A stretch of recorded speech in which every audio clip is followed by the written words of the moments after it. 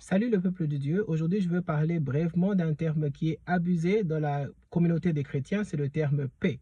Souvent, les païens utilisent ces cartes contre les chrétiens lorsqu'ils remarquent que tu es dans une famille qui n'est pas en paix et qu'il y a de ces choses qui ne démontrent pas la paix, sans savoir que la paix demande un certain discernement. Chaque forme de paix n'émane pas de Dieu. Je répète, chaque forme de paix, d'initiative de paix, n'émane pas de Dieu. Comment tu le sais? C'est l'élément du discernement. Dans le livre de Rois, de Rois, chapitre 9, il y a l'histoire de Jéhu qui a été oint pour aller détruire le royaume de Jézabel, pour en mettre fin.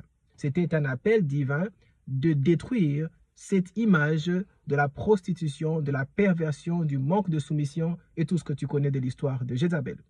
Mais lorsque Jéhu se rapproche de le royaume, il y a des envois, beaucoup de chariots qui étaient envoyés à plusieurs reprises et qui ont vendu un certain message à Jéhu pour l'empêcher de faire ce que Dieu lui a demandé de faire. Le message, c'était lui poser la question, est-ce que tu viens en paix?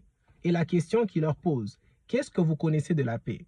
En soi, depuis que le diable a été déchu par sa rébellion, il n'y a pas de paix en lui. Aucune initiative de Satan ne va concourir à la paix dans ta famille. Il utilisera le mot paix, mais il ne voudra pas la paix dans ta famille. Et il est appelé aux chrétiens de ne pas avoir ce réflexe-là, d'accepter tout rapidement.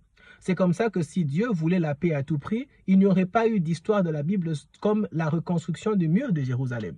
Quel était l'objectif d'avoir un mur? C'était de se protéger quelque part et d'avoir des murs et des portes. Pourquoi? Parce que les portes permettent de permettre à qui entrer et qui sortir. Rappelle-toi que le mot Jérusalem en soi et la cité de Jérusalem veulent dire la cité de la paix.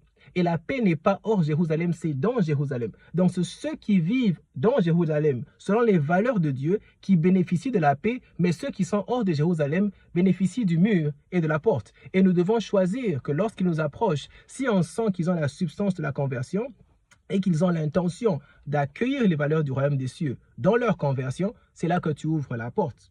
Il y a de belles visions comme les visions de Zacharie qui viennent où est-ce qu'on parle de 4 anges sous un arbre qui sont sur des chevaux. Et on te dit que ces anges sont allés sur la terre pour patrouiller et ils reviennent avec un message pour dire que toute la terre est en paix. Un serait content d'entendre cette phrase, mais si tu connais la Bible, tu comprends le contexte dans lequel on se trouve. Babylone est au-dessus et Israël est écrasé. Tu ne peux pas être dans la paix lorsque Satan est roi et toi tu es un esclave. Et comment je le sais? Parce que immédiatement, l'ange de l'Éternel, en entendant ce rapport, intercède vers Dieu pour dire, Seigneur, pendant combien de temps seras-tu fâché contre tes enfants? 70 ans sont déjà arrivés. S'il te plaît, aie pitié de tes enfants. Et Dieu va répondre favorablement à cette prière de l'ange. En soi, l'ange a compris que cette paix, ce n'est pas la paix de la forme de Dieu. Alors j'encouragerai parfois les chrétiens à avoir ce qu'on appelle le courage et le caractère de rester sur la parole de Dieu. La seule faiblesse du diable, c'est de faire croire que parce que tu es marié à Ève, ce que Ève te dit, tu le feras. Non, la force d'un homme, c'est de savoir dire que même si Ève me parle, si ça ne vient pas de la parole de Dieu, je dois rejeter. Parce que la paix que Dieu demande, c'est la paix avec ta conscience par rapport à Dieu. Ce n'est pas la paix par rapport à ton voisin qui est toujours en train de vivre dans l'adultère, qui est en train de vivre dans le péché et qui essaie de te rapprocher de ton travail. Combien de fois dans le livre de Néhémie, il y a eu des gens qui l'ont approché dans l'intention de construire le temple. Il a dit, vous ne prendrez pas part à ce travail. Dans le livre d'Esdras et dans le livre de Néhémie, ces phrases sont répétées parce que ces phrases nous enseignent que Dieu a besoin de mieux. Et je veux libérer le chrétien de la culpabilité du non. Ton téléphone a 2 touches. Il y a une touche verte et une touche rouge. C'est-à-dire que tu as aussi l'option de dire non. Un chrétien doit se sentir confortable lorsque Dieu l'invite à ne pas prendre une décision de la précipitation, même si c'est une initiative de paix et qu'il a discerné de dire non. Le non sauvera ta famille de beaucoup de problèmes. Le non sauvera ta lèvre de beaucoup de problèmes. Et souvent, nous n'avons pas été encouragés en tant que chrétiens de dire non, parce que lorsqu'un chrétien dit non, on dit que tu n'es pas chrétien. Refuse cette identité. Tu dois t'attacher à ce que Dieu dit de la paix.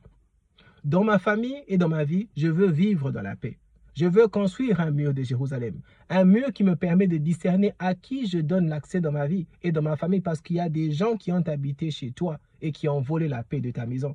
Il y a de ces amitiés qui ont causé un divorce dans un mariage. Il y a de ces associations qui ont divisé des familles sous la base de la paix. Il y a de ces meetings de paix qui se sont passés dans des familles, mais qui ont contribué à la réinsertion du mal et de la contamination dans le royaume de Dieu. Alors Dieu t'invite encore en tant qu'enfant de Dieu d'aimer la paix, mais de ne pas aimer la paix à l'encontre des valeurs de Dieu.